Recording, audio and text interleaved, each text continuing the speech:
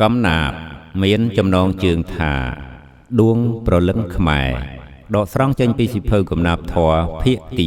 4និពន្ធដោយឧបាសកអោកបូរាកាបថ្មីអានដោយកញ្ញាហងស្រីរតបុព្វបុរសមហានគរទឹកដីបវរ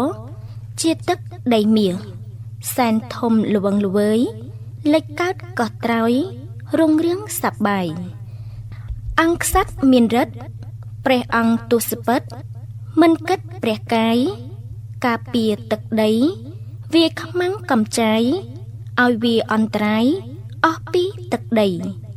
ព្រះអង្គមានប្រាជ្ញសត្រូវខ្លោបខ្លាចដោយរិទ្ធបារមីជ័យវរ្ម័នទី7នោះនៃកិត្តិនាមល្បាញល្បីនិស័យផលបុណ្យសម័យអង្គរយើងសែនត្រេកអរហើយមិនភ្លេចគុណវរញ្ញូក្សត្រករណាតិគុណមានគ្រោះអាសន្នព្រះអង្គជួយរា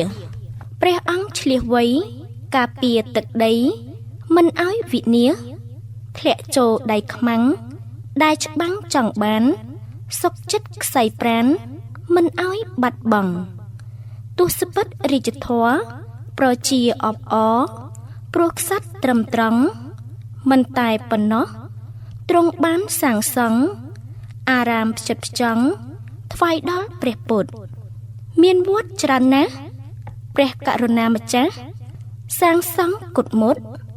ទូទាំងនគរល្អល្អះបំផុតចិត្តបរិសុទ្ធជ្រះថ្លាលើគុណព្រះរតនត្រ័យទ្រង់មាននិស័យខំសាងនៅបុណ្យសាងអង្គរវត្តពីថ្មធ្ងន់ធ្ងន់ទាំងប្រជាជនសង់បានសម្រេចអង្គរអស្ចារ្យមនុស្សនិងទេវតាគិតថាដូចពេជ្រឧទ្ទិសថ្វាយព្រះសម្មាសម្ពុទ្ធអង្គព្រះវិមុតផុតដល់និព្វានឧមៈអ្នកមោគ្រាន់តែត្រេកអរកុសលកើតមានដល់យើងគ្រប់គ្នាមហាសាលទានបានធ្វើជាយានជិះទៅឋានសួគ៌បើមានបញ្ញាជួយថែរក្សាទៅតាមការគួរមរតកដូនតាវាសនាមានភ័ព្វកុសលដកជាប់ភ្នំពេជ្រខេមរាដួងប្រលឹងខ្មែរនាំគ្នាខំថែគេដល់អស្ចារ្យបានទុកឲ្យយើងជាបុត្រធីតាដូច្នេះមេត្តា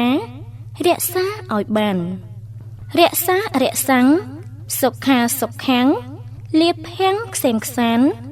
សម្បត្តិវប្បធម៌ជ្រាបក្នុងសន្តានផលបន់ជួយច្រើនបានទៅសោយសុខសូមអនុមោទនា